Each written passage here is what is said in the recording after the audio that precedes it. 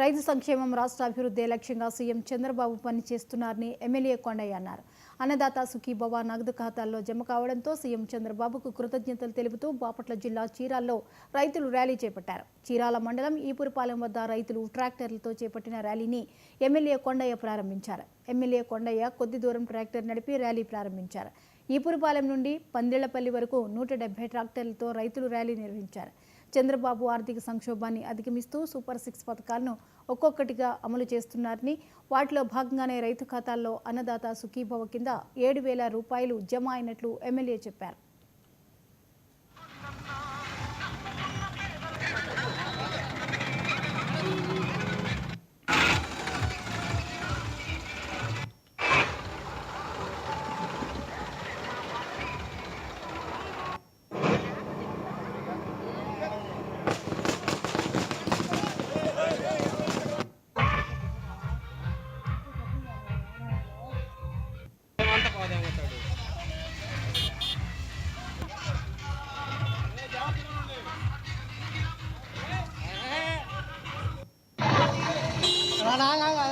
అదే